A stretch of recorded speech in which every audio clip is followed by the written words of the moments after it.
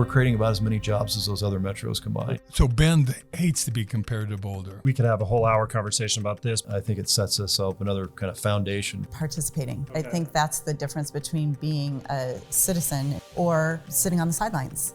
These conversations are brought to you by the Lad Group, Bend's leading real estate team. Help continue this Bend Beat conversation by subscribing, sharing, and leaving us a review. For those who are listening, we've got Marianne and Chris Cox, both leaders in our community, both in kind of very different avenues. And I think that your unique perspectives of one running a nonprofit, a 501c3, and I'm sure you've got other things going on, but most notably for that, and then you for founding one of the founders of 10 Barrel Brewing Company from the business side. So I think it would be interesting kind of have dueling perspectives on what's happening in Bend. Yeah. So I've known you guys for a while. I think kind of before we get into kind of the nuts and bolts, and we'll kind of see where the conversation goes, but I'd love to hear a little bit more kind of who you are, what your origin story is. I know you're married. I know you've got 2 kids, a bunch of pets, but you know, I'd love to hear about kind of the who, what, where. You kick it off. How'd you find Bend and how'd you find each other? The pets grow every day, by the way. Okay. Your website says 4. Is that not accurate? No, it have is. 4. We normally have like around 5 or 6 in the house at a time, but yeah, we met in Oregon State. Okay. Beeves. Yeah, I met at Oregon State our sophomore year, and yeah, I met her at the pool. Okay. She asked to borrow my math book, and then it was love at first sight. Yeah. So, but yeah, then we went to we got out of Oregon State. We got jobs in Portland. Yeah. We're both Corporate working. world. Yeah, we're both working for consulting companies, and then always wanted to own my own business. And my dad was a plumber growing up, so he had the flexibility of owning his own business. And so we were looking for businesses to buy over here in Bend. Where'd you grow up? We grew up in Lincoln City. Lincoln City. Yeah. Okay. I was an Air Force brat, so I grew up all over. All over the place. Yeah. Okay. Yeah. She was much more worldly than I was when we met. But yeah, no. And then we bought a rental here in Sun River. Okay. When we were a couple years out of college, and then we're over here like once every couple months, and then just found ourselves over here every single weekend in the rental, and not really renting it out anymore because we were enjoying it every weekend. Yeah. And decided we really want to move to Bend. Yep. And we looked for a couple businesses. There was a Subway franchise available. There's some stuff going on, and my brother was down drinking at a bar downtown Bend, and the guy's like, "I'll sell you my bar." And so he called me up. I was in California, and we came up. We visited and bought the bar. It's called JC's. Yeah. So that's how we got to Bend. Okay, so I was always wondered about the connection between you and JC's. So that's how it started. Yeah. Yeah. So it was Spitty's Poorhouse. Yeah. And then we changed it for Jeremy and Chris, JC's. But it was actually really Marianne's. It 'Cause should- she I ran the entire thing for a year. Okay. She Say did. that. I did. I cleaned, I cooked, I bartended. Yeah. So our wives left their jobs, and we Yeah. when we bought JC's, and we kept their jobs. Jeremy and I kept their jobs in Portland for a couple of years. Okay. So we'd work there Monday through Thursday, come over and work the bar Thursday, Friday, Saturday, Sunday, and then drive back Sunday night and do that for a couple of years. Okay. And then Wow. she was Yeah. holding down the fort. I did hold on the fort. It was fun. Yeah. It was fun. That's how I met almost everyone in Bend. All Yeah. of our friends today, we met through JC's, and back then I was small, of course. Yeah. It was fun. It was like the Cheers atmosphere back then. Well, what year was this? 2003 we bought. Okay, so that was, so prior to Ben becoming crazy in the 2004, 5, 6 era, but still Ben was on the map, right? Yeah. There was energy, but it was not obviously what it is now. Yeah. But the Cheers comment is interesting because I had the same feeling about Ben when I first came to discover it was 2009. Okay. But it was like that, and local business leader put his arm around me in the bar, bought me a beer, and said, "Move to Bend, and let me help you get started." And he pointed me in a direction, gave me all kinds of introduction, and it was a pretty welcoming vibe at that point. Yeah. Ben wanted help. Yours was prior to the big rush in the early 2000s. I guess mine was on the backside of the recession. Yeah. But it was there. Is Ben still that? No. Okay. Yeah. It's Ben's changed a lot. Yeah, Ben's changed It's quite a bit. grown. Like Yeah. I think like when we first moved here, it was definitely a smaller town. You felt like you went into Safeway and you would know like 10, 15% of the people in Safeway. Yep. And it's definitely changed quite a bit. I mean, for the good, right? Yeah. I mean, it's an amazing place to live, and a lot of people are moving here, and I see why, because that's why we moved here. Yeah. But yeah, it's definitely changed. So let's talk about that. You know, Ben's changed, you Yeah. know, for the good and for the worse, I'm sure. You know, how do you feel about that? You know, Well, I mean, from a business standpoint, it's been nice to be able to grow businesses here in Bend. Yep. Right, and the number of people has helped that out. Yeah. From a traffic standpoint, it's an absolute nightmare in the summer, right? Yeah, So like we're yeah. used to be able to get across town and get to work in 10 minutes, and now you're 25 minutes, which is, it's all relative, right? Because we used to live in Portland, and you'd commute, 10 miles at 45 minutes, and so, but yeah, it's definitely changed significantly since we've moved here. Yep. Yeah. we all have a different snapshot in time of what Yeah. Ben looked like when we got here, and it's and it's a thing we want to hold on to, but it's inevitable, right? It's in our DNA. Yeah. So change is cuts both ways, but change allowed growth of really cool businesses and really cool nonprofits. Let's focus a little bit on that. So Marianne, let's focus on you. So you're most notably known for Street Talk Hero. It's a Bend-based 5013C3 that's focused on the rescue, the clinic, the treatments, and the education around street dogs. Fair assessment? Yep. Tell me more and how did it start? Oh, geez. Okay. Well, I'm a dog lover. Yep. I've always loved animals, and I think the first time Chris and I in college went out of the country, I think it was my first time out of the country. I don't know about yours, but went on a cruise in Mexico, and I saw a street dog, like the ones just just along the road. And like since that day, 26 years ago, I told Chris, like, I just want to save one of those dogs. Yeah. And then we got the traveling bug, and we just kept going. And every time we'd go, I'd just see street dogs, and I'd be the one grabbing everyone's dinner, afterwards, and feeding the dogs. And they'd be like, Marianne, stop feeding the street dogs. And it was just on me. And then so after we started JC's in 10 Barrel, and I had the family, I just had more time, and I still was saying, I just want to save just one of those dogs. So I just took a leap of faith, and I was like, hey, I want to start a nonprofit.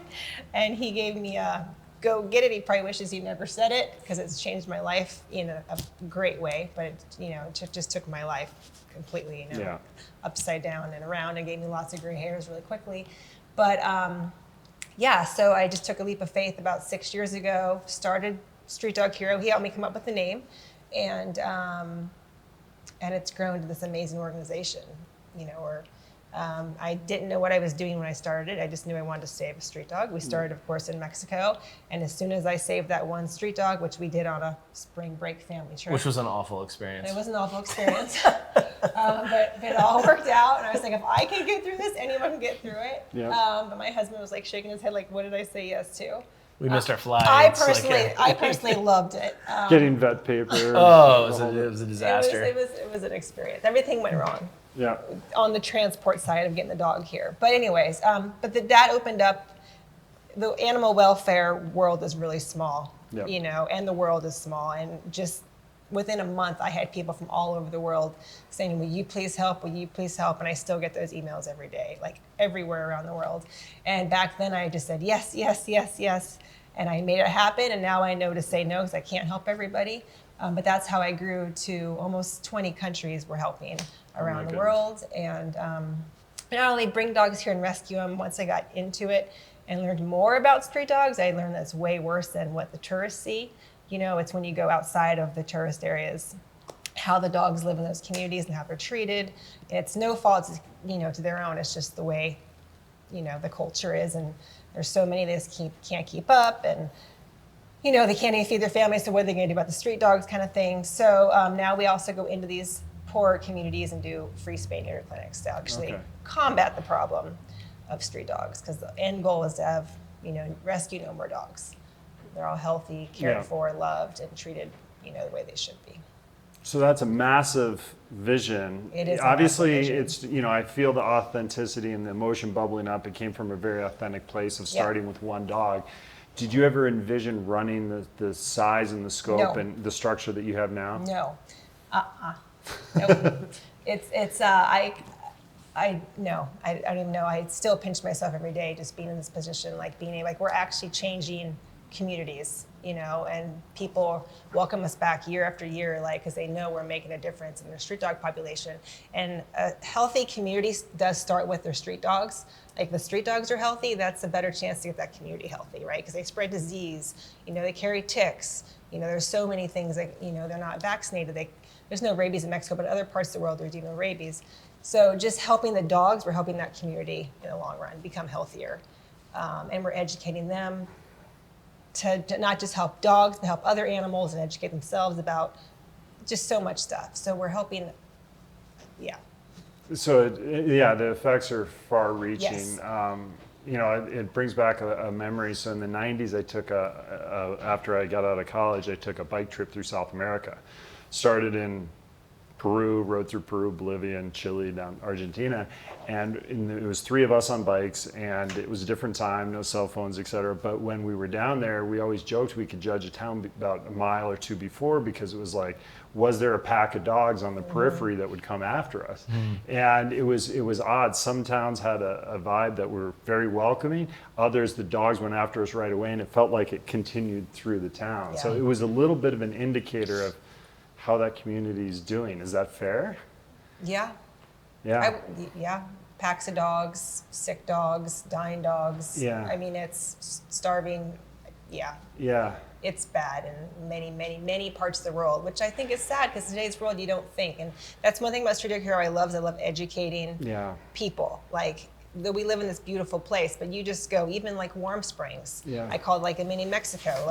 They need so much help there. And there's so many little parts of the world that have no help. People don't even know these problems exist. So my part is educating, you can help, this is how we make a difference.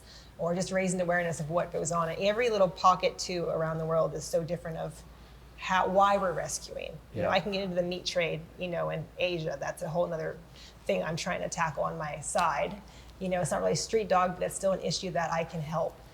So we also rescue dogs from the meat trade in Asia as well. So this is beyond thousands of dogs. This is taking on a much bigger missions of community health and meat markets in Asia.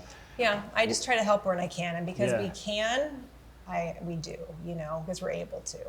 You And have I a voice and staff. resources now. Yeah, So I what have is a great this? What does staff. your organization look like at this point? So it's grown from me to about a staff of full-time and part-time, about 15. Wow. I have an executive director now. We have a vet on staff. We do have a brick and mortar building now. It's not a shelter, but it's like a quarantine space where dogs can land if they need to for an emergency reason, or if we don't have a foster available or foster leaves town, the dogs go there. But we do now vet spay and neuter clinics out of this. So and we also have pockets of volunteers around all the major airports in the West Coast. So LA, Seattle, Portland, and San Francisco. So we have pockets of volunteers where all those planes come in, and it's a big effort of a lot of people to save a dog. But it's pretty cool. So this has become a pretty big part of your life. Massive. And I think just to correct you on one thing, I am super proud of my wife, I know right? So I think that my brother and I, who started Tembro, right? My brother and I got a lot of credit for a lot of the success, in our businesses. And my wife was right behind us the entire time, doing a lot of the work, right? She did all of our finances at Tembro for a long time. She pretty much ran JC's early on. And so it's pretty awesome that she gets to do something that she's passionate about instead of kind of following us around and helping us. So it's been pretty inspiring watching her grow the company and do everything. And when I jump in, I kind of go full force. And so I was like a rolling ball, and my family's trying to pull me back. I was like, once I start, I can't. We have to drag her off her laptop at vacations. And it's almost like back in the day when we were really busy. I would work 24/7. Yeah, she if we didn't pull her back, she would. But I keep telling them, if there's a dog in need, and I'm working with people around the world, it's hard for me to put down my computer. I'm like, hey, I can't help this, the dog's in the middle of a transport, or it's dying, or it's sick, or something happened. It's cool that she's able to do something she's super passionate about. Right? Not too many people have the freedom to be able to just go out and say, hey, I really want to do this, and go out and do it, and be super, super successful, and crush it, and attack it, and make a change, right? So it's pretty inspiring for our family. Well, no, Chris, thank you for bringing that back around, because I can feel a palpable force around you of just the GSD, get shit done, and I totally believe and understand that was a driving force behind 10 Barrel as well. So it's interesting to see that application of kind of where it's taken you as you've had freedom to focus on what you want to focus on. Yeah. Brian Ladd here. I hope you're enjoying the conversation and find this dialogue relevant to really what it means to live and work and play in this amazing community. As Ben's leading real estate team, we take our role seriously in representing both buyers and sellers at the absolute highest standards of our industry. For more information on how we can help, feel free to visit our website at benpropertysource.com or text LADD1, LADD1 to 88,000. Okay, let's switch gears a little bit. So I tried to research you, I've known you, but your LinkedIn page says entrepreneur. It's a one-line LinkedIn page. I don't think I've ever seen one with one line. So I think the only reason I have a LinkedIn page is because I had to snoop on some candidates that we were potentially trying to hire, so I wanted to look at their LinkedIn page. But yeah, no, I've never used it. So you put in one word, entrepreneur. But what I did find is on your Instagram, and a little more accurate, is entrepreneur, bad loser, OCD, unpretentious beer drinker, and dad. Yeah. I think not in that order, probably. Okay. And people give me a hard time about that. I should probably change that up. No, I love it. I actually think it's a pretty good insight. Yeah. Where do you stand now? What's important to you now that the 10 Barrel is what it is? Yeah, no, I think for us, family is the most important thing for us. It always has been, right? So, raising our kids, and we've since we sold 10 Barrel, we've had a little more time with our kids, which we missed out on a lot of stuff early on when they were younger. So that's been really nice to be able to spend more time. We coach both my brother and I coach our boys in baseball and have traveling baseball teams, and try to make as much as we can from the sports side. They're both pretty heavily in sports, and so that's been fun. And but yeah, I mean, we still hate to lose, right? And we still love the game of business, right? So we're quite active on a daily basis in a bunch of other stuff outside of 10 Barrel as well. Okay. And so that's kept the competitive edge going and some stuff, because you don't, as much as we love 10 Barrel, and 10 Barrel is amazing, and they're doing an amazing job right now, and probably better than what Jeremy and I could do at this point. We sold 10 Barrel at the right time, because we're really, really good. We're better at small businesses than we are at large businesses. We get to a point in the business where we get bored. Yeah. Right? Where it's we do the same thing every day. Let's do something else, right? Yeah. So for us, 10 Barrel's at the point where it's so large that it's just, there's probably better people out there that can run that business, and they're doing an amazing job. Some of our employees that we've hired are just crushing, right? So that allows us to focus on some of the other stuff. Yeah, well, and that's natural. Entrepreneurs have a very different skill and passion set, and once it gets to the point of operations and more tactical, I think it could burn out visionaries. Yeah, for sure, man. We just get bored. Yep, understood. So if you don't mind, let's go back a little bit, and let's kind of relate it to Bend and how Bend's changed. So 10 Barrel Ben put their brand on 10 Barrel. 10 Barrel was the local brand, and then obviously as Ben grew and changed, you grew and changed. You went with Anheuser-Busch. You had a successful exit. Some people in town didn't, just like in town, some people judge the growth and hate the growth, and then other people are here for the growth. Mm-hmm. How did that settle? And did you take that personally when some of the town backlash that it was a sellout? How do you process that? Obviously, that was a really rough time for the family. Yeah, really. That was right when Taylor Swift had the "Shake It Off" song, and my family just had to say "Shake it off, shake it off," because even my kids were getting so much. It was really bad. Yeah. Just so you know, we'd go. So it was really that. It was really that. We'd be in random airports, restaurants, and we would just hear people talking about those whatever people that sold. I'm like, oh my god. Yeah, I mean, a lot of people don't understand, right? I know. I'll let you take it over. Yeah. But it was a bad time. Yeah. So I think we did get some kickback. We probably got the most kickback of any brewery in the U.S. that sold in that 3-year period. Why so? I think it's because the Bend is such a crafty town, Yep. and so many people like associated themselves with 10 Barrel. Yeah. Right, and I think we had such a good connection with the community. It's not just Bend, but in the Northwest. Yeah. There was an authentic allegiance. Yeah, for sure. Yeah. And we were probably one of the more successful breweries to get acquired during Yeah. that time. There were a lot of breweries that got acquired that probably didn't have that same emotional connection. Yeah. And so, we were really one of the first breweries to sell with that kind of a connection. Yeah. And so it really hit the community hard. And a lot of people who don't know who I am or have never Yeah. met me, right, didn't understand Yeah. why we sold. And so, yeah, the tough part for me was our employees. Yeah. Right, we made the decision to sell. It was the right decision for the company. It was definitely the right decision for my family. Yeah. But the employees had no say in that. They didn't know that we were going to sell, right? And some of our senior managers knew, right? But the majority of the company didn't know. And so that was where I felt like the backlash. I felt bad for some of the backlash we got. It was just for the employees. Yeah. Because these people, worked incredibly hard for us and our brand, and super Yeah. creative and amazing employees and friends, right? They're now 10 years into the business. They're all friends and family, and so for us, that was the hard part. But at the end of the day, we knew we made the right decision, Yeah. right? And it's proven to be the right decision. Absolutely. We've grown the company significantly more than any other brewery in the Northwest. Yeah. We've expanded. The company is doing really well, and it's a long story, but the short story is. When we bought JC's, we were going to sell JC's.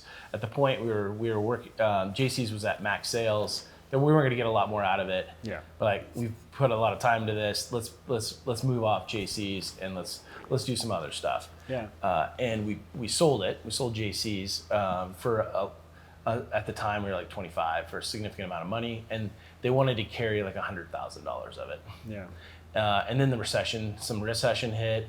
We ended up selling the brewery for selling JC's for like a quarter of what we sold it for before, and carried like 90% of it. Yeah. Right? So we learned a hard lesson Yeah. early on that timing is super important for the Yeah. business. And then fast forward to 10 Barrel, fastest growing brewery on the West Coast, smashing everywhere. The multiples are in the industry are the highest anyone's ever seen. Yeah. We could sell it, at that point for probably more money than we could have sold it, 5-6 years down the road. Yeah. Even at, 4 or 5 times the volume number. Yeah. We already made a mistake on JC's. We knew timing was the right thing. Got in, made the move. And at the time, we weren't planning on selling the entire business. So there were 4 partners in the company at the time. There was a dad and a son, and my brother and I. And the dad was really our finance backer when we originally started the brewery, and he came to us and said, "Hey, I'm not doing anything for you guys. Like you guys are doing well. Like you guys should just get me out of this thing. Like I feel bad that I'm 25% partner, and you guys are all working hard, and I'm getting the same rewards you guys are. Like this would be a good time to get you out." So the idea when we first started the process was really to get him out, and then and we contacted a broker. There was one broker that was selling the larger businesses, breweries in the U.S. And that was like on a Wednesday. And normally this process takes like a year. Yeah. And on Thursday morning, he called us back and said, "Hey, I know you don't have the financials. You don't have anything done. Anheuser-Busch is very interested in your brand. You already aligned with them distribution-wise. They'd like to fly their jet into Bend and visit with you guys tomorrow morning." So that came quickly. Yeah. And so it went really, really fast. Okay. And at that point, then they're like, "Hey, we're not interested in buying 25% of your business. We want to buy the entirety of it. But at the same time, we won't buy it unless you guys stay on.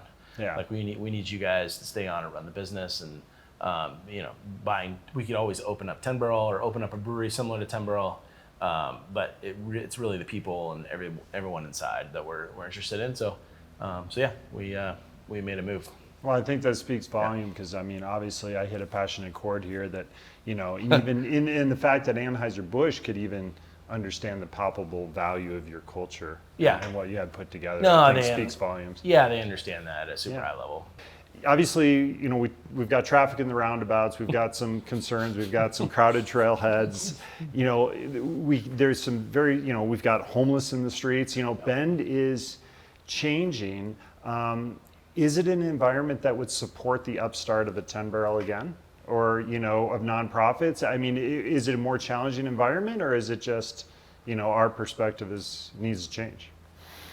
I mean, from a nonprofit, I think there's never enough nonprofits, in my opinion, until, like I said, everyone's helped. Like, there can never be enough nonprofits, in my opinion. Well, Yep. At least I don't think so. Yeah. I could use more animal welfare help. Yeah. So nonprofit's probably different than the business. I don't know. Yeah, but I think The the business business. side. Yeah. I mean, I think we've seen a little bit. Is it still possible to do what you did? For sure? Right. If Jeremy and I can do it, anybody can do it. Right. So the door's not shut on the entrepreneurial chapter of Bend? Yeah. No. I mean, I think it's ripe, right, for smart people to find a fix to something that makes sense, right? So. I mean, there's a lot of entrepreneurs in our town, and I've met so many amazing people in Bend. Yeah. And every day, we meet somebody new that are like, wow, that person was super inspiring, right? Like, and so I think it just this town like welcomes creativity and welcomes people that love the outdoors and just love the freedom and the space to be able to move around and so I mean, I think that. I don't think people moving into town is affecting that. I think that there's just more people that want to enjoy it. Yeah. But we have we're in outside of 10 Barrel. We have some restaurants and some hotels and some other stuff. And we have seen just a little bit of dip in the last year, right? We had after COVID, right? Everyone just came out, guns blazing, right? And we have seen just a little bit of kind of checking in Bend. From a restaurant standpoint, and we should see a little bit. I think we should in the next 6 to 12 months. I think we should see a little bit of fallout with some restaurants in town. Interesting. Okay. Right. It's tough, right? We have an issue with all the inputs. So all the cost of goods are more expensive now, right? We have labor that's up, and you really have to run your business super tight. And if it's not like the old days. Do you still have on the menu buy a 6-pack for the staff? Yeah. I remember that on the menu back in the day. Yeah, they like pub beer too in the back. So sometimes a 6-pack of beer goes a lot farther than than a tip. So Yeah, I know. So for anyone who's unaware, so on the menu it actually says buy a 6-pack for the kitchen, right? And so I thought that was amazing. Okay, so we have some business challenges right now. It's always new and different. When we talk about labor costs, that directly relates to population, relates to housing, relates to can people afford to live here. Is that a blind spot right now for future business growth right now of housing or labor? For sure. Yeah. It's not affordable for for entry-level people to live in Bend right now. Yeah. We have and we have a town hall today at 10 Barrel, right? In Okay. a couple hours, we gotta talk about it, and like 4 or 5 of the questions are about compensation, right? And, and just the livability of Bend for a brewer, right? Yep. And they make a fairly good wage, just really expensive living in Bend. So you see a lot of people moving to Redmond, or buying a house in Redmond, or moving out of town and commuting, which is what we did when we were. I mean, you think about it, when we were 22 living or 23 living in Portland, we didn't live in downtown Portland. We lived in outside of Hillsborough. But you see, and you have to commute in town. But you see a lot of that right now. It's just really difficult for people to afford homes. And I mean, thankfully we moved here a long time ago, so we had a little better opportunity. But it would be tough if we were 23, 24, trying to start 10 Barrel and start JCs and the cost of living here in Bend. It's difficult. What's a piece of advice of someone that is negative or pessimistic? And I know that, I have both negative and positive emotions on what's happening in Bend. How would you get them pointed in the right direction? It's gonna be me. I'd say work harder. Yeah. I don't have a lot of tolerance for when people say that they can't live here, and even though I said it's difficult, right? It's always difficult to make things work, right? And I think from the younger generation needs to put their head down and work hard, right? And good things will happen. And I think that anytime that you expect things to happen or expect things given to you, it's very difficult to to run your life that way versus just, hey, I'm gonna make it happen, right? I'm gonna put my head down. I'm gonna make more money. I'm gonna figure out a way to make more money, so I can live here if I want to live here. And so I think that's my advice, and that's always worked well for us. We've never really, I think for us, we've never really worried about the money piece of it. Just really trying to just grind business, and good things will happen. Yeah. And they've always seen it happen if you put your head down and work hard. Yeah. I think it's when you're worried about trying to make money and trying to do this and that is when things get a little sideways. Awesome. So now that you're at where you're at, did you ever envision yourselves as a voice for the community, putting on town halls and leading nonprofits? I mean, is this what you had envisioned when you looked at Ben 20 years ago? Nope. No. Is it a role that you're comfortable in? I am now. Not really.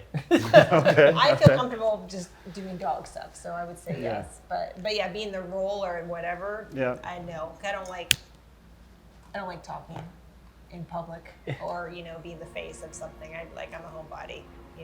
Yeah. I spend home with my dogs and my kids. That's it. In my PJs. So no. Who do you think we need to be talking to for the next podcast? I mean, one business that we look up to quite a bit, just in business in general, is the Hayden Homes. Yep. Right. I mean, they seem to do everything right. Right. They have a really good training program. They treat their employees with the ultimate respect. We learn a lot about kind of running companies, just hanging around some of the Hayden Homes managers. Hayden and the entire team below him does such an amazing job. Great. And gives so much back to the community as well, and a lot neighborhood impact. Oh, yeah. I mean, it's a full circle of what he does for Bend, Oregon. Like, he's one of the more inspirational companies that we have, if not the most inspirational company we have here in Central Oregon, in my personal opinion. That's great to hear, and the fact that he's on the front lines providing workforce housing. Yeah. I think it would be a really interesting discussion. Yeah. A lot of people talk about providing housing, and he's the one putting up the rooftops. And what's interesting is they've stayed on their value-driven model, and he's always been very clear on, I know who my customer is, and I know what they need, and we're not going to digress into luxury houses because that's not the need we're trying to fill. Yeah. Interesting. Okay, well, so all of this aside, so when you're done with your town hall today, you're done with your Street Dog Hero calls, what are you gonna do with your kids? Like, if you had one afternoon, summer, Central Oregon, where are you disappearing to? What's your experience you'd like to share? I'm taking my dogs and my kids and we're going on some hike. Yep. And to a lake somewhere. That's what I'm doing. So he's not joining me. He does not. I've somehow avoided floating the river for 20 years. So you haven't been in the tube? Never floated the river, and so that probably is not on the list. I was gonna say, what do you? No, I'm just saying I've avoided it, and the hikes. I've done South Sister once. Yeah. She ended up carrying my backpack up the second half of South Sister. It barely made it up. But yeah, I think for me it's just playing golf, enjoying friends. With fishing, I love to fish, right? So my son and I try to get out as much as possible to fish the rivers. It's Central Oregon is such an amazing place. There's so many options. But at the end of the day, I don't mind meeting my buddies at Cascade West and having some beers either. So. Great. Well, I appreciate both of your time, and I'll take your recommendation. I'll try to get Hayden locked into one of these calls. Yeah. And I appreciate you sharing your story with everybody who's listening. Thank you. Yeah, thanks for having us, man. Appreciate it. Thank you. Take care. Thanks.